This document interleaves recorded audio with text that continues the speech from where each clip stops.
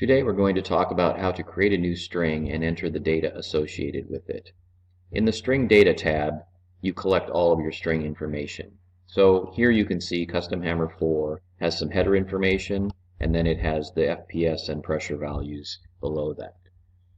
So we're going to show you how to set up the system so that this header information, which is sometimes common between strings, is already pre-entered for you when you create a new string. And then I will show you how to enter the shots, the FPS values into your shot strings. To set up the default header information for all strings, you select the menu option and then set new string defaults. This screen lets you set common information between all of the strings, like the gun, the caliber, the pellet you're using, what fill pressure you're starting at, and then your settings values for the tune that you're recording.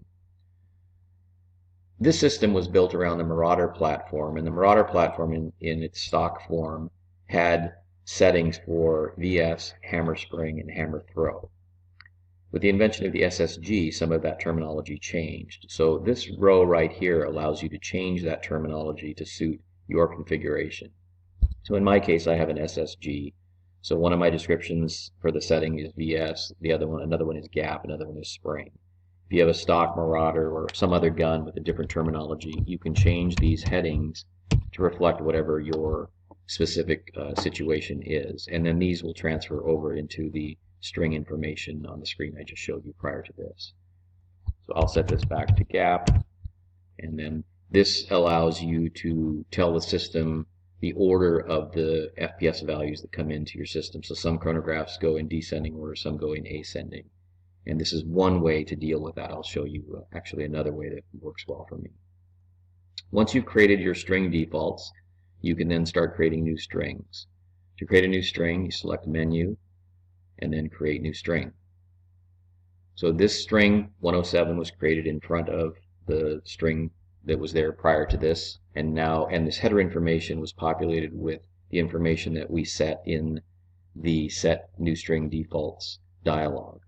So the gun, the starting pressure, the pellet, and then these descriptions here, and then also what the values for those settings are.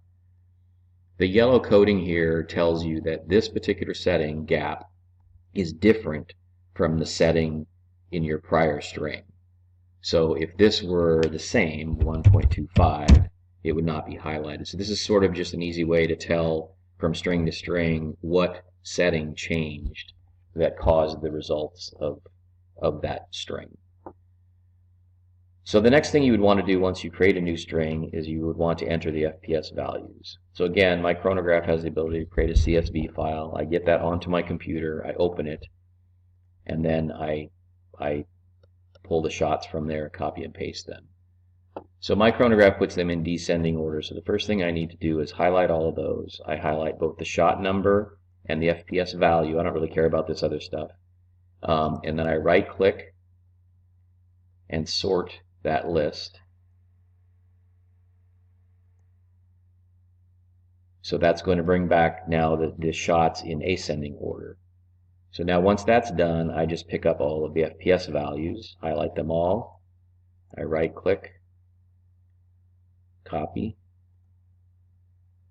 and then I move back over to the SSA, and in corresponding to shot number 1, I click on the FPS value there, I right click, and then paste values. So this 1, 2, 3 here is just the values that I'm pasting into there. So that's how easy it is then to get your FPS values into your shot string once you've created a new string.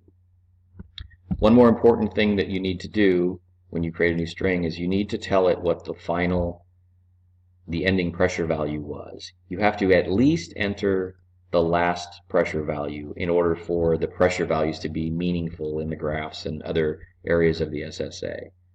You can put as many pressure values as you want. You can put them at 8 and 16 and 24 and 32 or every shot, but you need to at least put in the pressure value for the last shot. So I'm just going to say, let's just say this is 2,500 pounds. And then it will fill in everything above that with pounds per shot, and it also fills in this ending pressure up here.